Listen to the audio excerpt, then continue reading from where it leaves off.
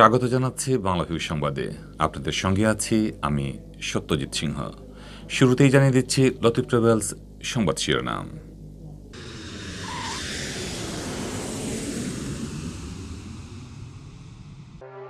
ভারতের ৩ মুখ্যমন্ত্রীকে উপহার হিসেবে আম পাঠালেন প্রধানমন্ত্রী শেখ হাসিনা। তামাবিল স্থলবন্দর দিয়ে ভারতে পাঠানো হয় ১২০ কার্টন আম।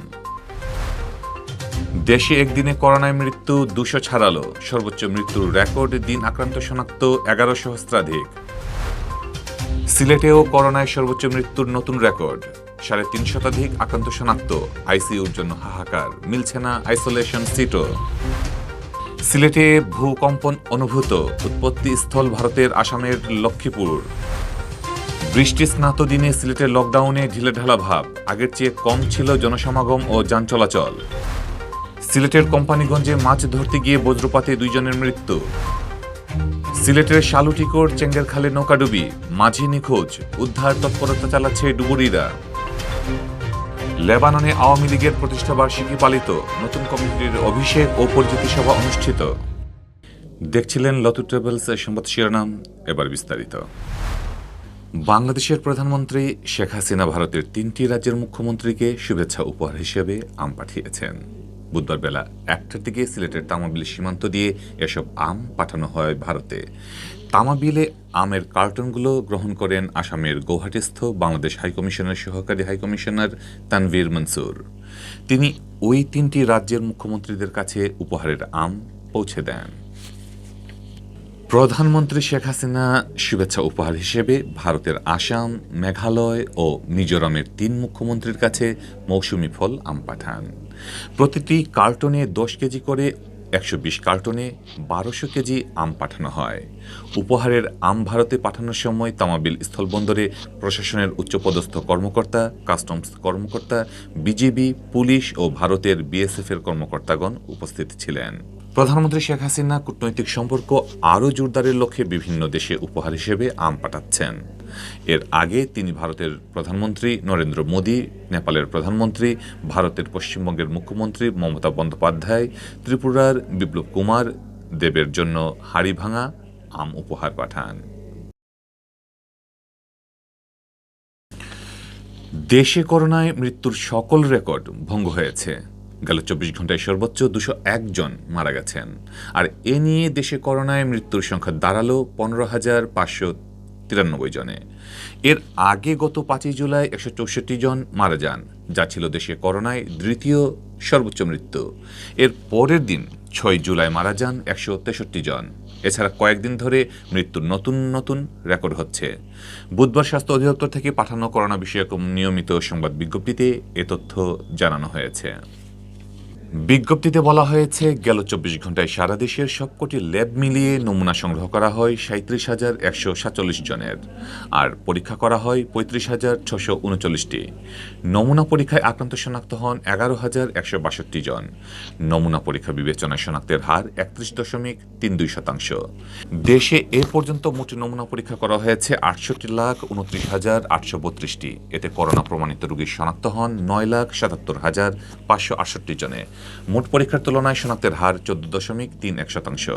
গেল ২৪ ঘন্টায় মারা যাওয়া ২০১ জনের মধ্যে ৬৬ জনই খুলনার। এছাড়া ঢাকায় ৫৮, চট্টগ্রামে ২১, রাজশাহীতে ১৮, বরিশালে ৭, সিলেটে ৯, রংপুরে ১৪ ও ময়মনসিংহে ৮ জন মারা গেছেন।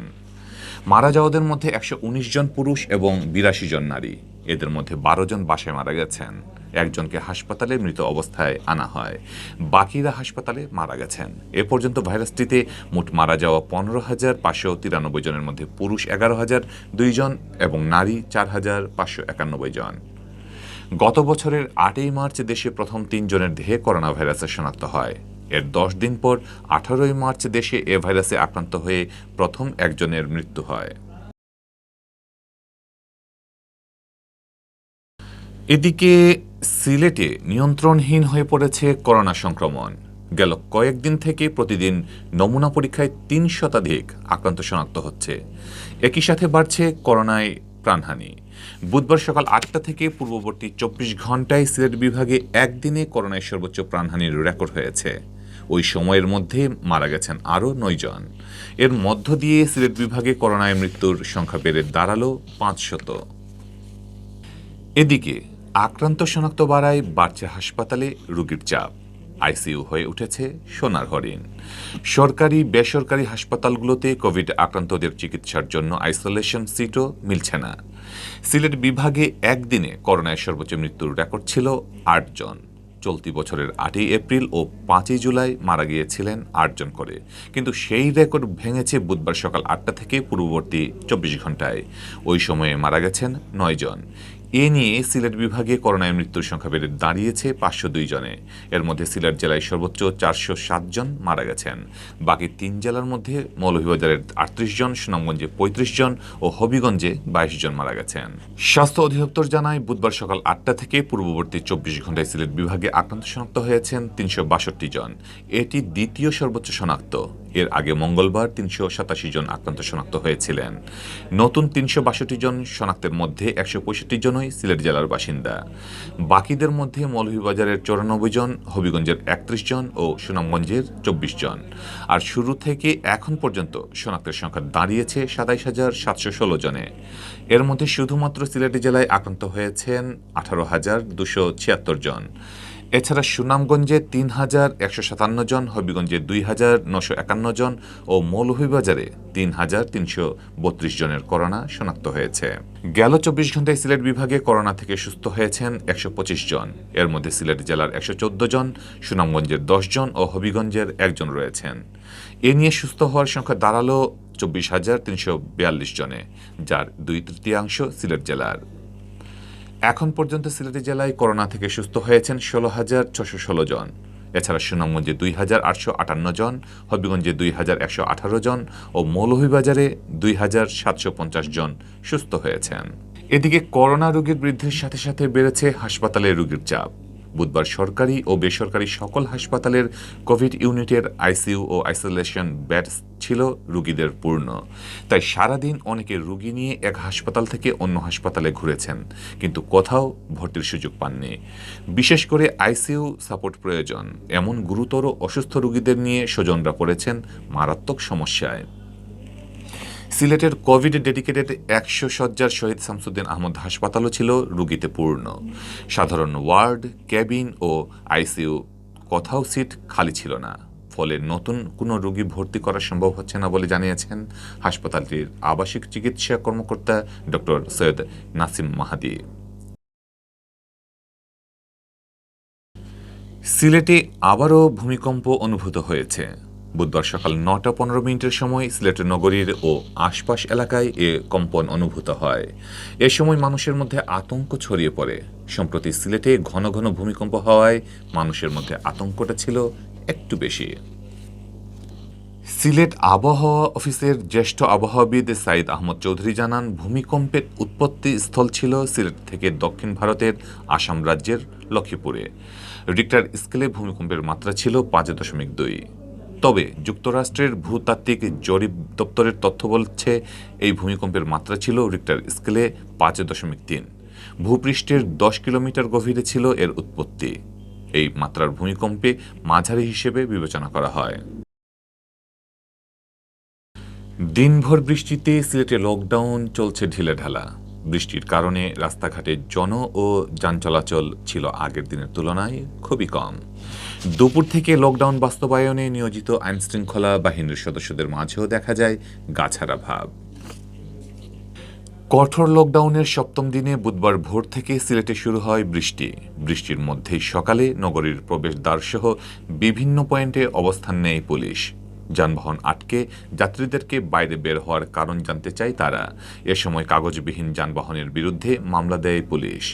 তবে দুপুর থেকে কমতে থাকে আইনশৃঙ্খলা রক্ষাকারী বাহিনীর কঠোরতা।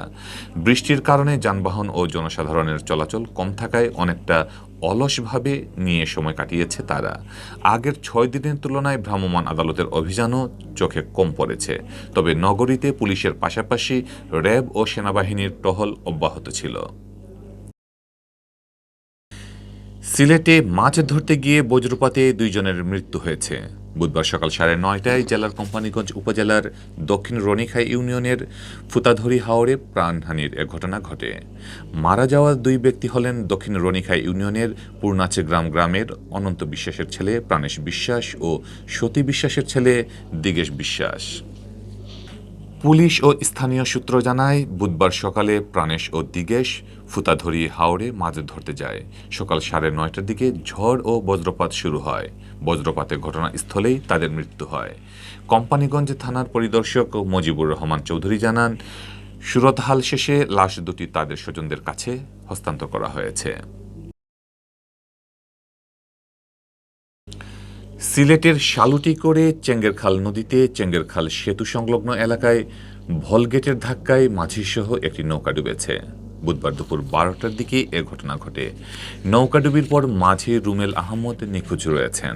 তিনি কোয়েনঘাট উপজেলার নন্দীরগাঁও ইউনিয়নের মৃত্যুমহল গ্রামের মন্তাজ আলীর ছেলে। রুমেল একটি নৌকা নিয়ে শালুটিকর বাজারের দিকে আসছিলেন। শালুটিকর চেঙ্গেরখাল সেতুর কাছে আসার পর একটি ভলগেট নৌকার ধাক্কায় রুবেলের নৌকা ডুবে যায়। এরপর থেকে তিনি নিখোঁজ রয়েছেন। সন্ধ্যা পর্যন্ত ফায়ার সার্ভিসের ডুবুরিরা চেষ্টা চালিয়েও মাঝির সন্ধান পাননি। দুর্ঘটনার খবর পেয়ে পুলিশ চলিতাবাড়ি এলাকা থেকে ভলগেট নৌকাটি আটক করেন। বাংলাদেশ আওয়ামী লীগের ৭২তম প্রতিষ্ঠা বার্ষিকী ও লেবানন আওয়ামী লীগের নবনির্বাচিত কেন্দ্রীয় কমিটির অভিষেক ও পরিচিতি সভা অনুষ্ঠিত হয়েছে। রোববার বিকেলে দাওড়া এলাকার একটি স্কুলের হলরুমে সভাটি অনুষ্ঠিত হয়। লেবানন আওয়ামী লীগের নবনির্বাচিত কমিটির সভাপতি সৈয়দ বাবুল মিয়ার সভাপতিত্বে ও সাধারণ সম্পাদক তপন ভৌমিকের সঞ্চালনায় অনুষ্ঠানে প্রধান অতিথি ছিলেন প্রধান উপদেষ্টা মুক্তিযোদ্ধা দুলা মিয়া, আর প্রধান বক্তা ছিলেন সিনিয়র সহসভাপতি বিপ্লব মিয়া। বিশেষ অতিথি ছিলেন সংগঠনের উপদেষ্টা বাবুল মুন্সি, আজাদ ভুইয়া, আব্দুল শহীদ, সহসভাপতি আতিকুর রহমান, রোবেল আহমেদ, শফিক মিয়া, হিরণ মিয়া, আব্দুর রাজ্জাক, শেখ রাসেল, যুগ্ম সাধারণ সম্পাদক আলাউদ্দিন আলা, মুস্তফা কামাল মণ্ডল, জাহাঙ্গীর আলম, জাহাঙ্গীর মিয়া, সুহেল মিয়া, মুন্না খন্দকার, শামীম আকনসহ আরও অনেকে। অনুষ্ঠানে ৮৭ সদস্যের লেবানন আওয়ামী লীগের কেন্দ্রীয় কমিটিকে পরিচয় করিয়ে দেওয়া হয়। বক্তারা বলেন, আওয়ামী লীগ প্রতিষ্ঠিত হয়েছিল বলেই আজকে সুদূর লেবাননের মাটিতেও এই গৌরবময় দলের রাজনীতি করার সুযোগ পাচ্ছি। জাতির জনক বঙ্গবন্ধু শেখ মুজিবুর রহমানের আদর্শ বুকে লালন করেই আগামীতে শেখ হাসিনার হাতকে শক্তিশালী করার লক্ষ্যে কাজ করে যাবে নবনির্বাচিত কমিটি।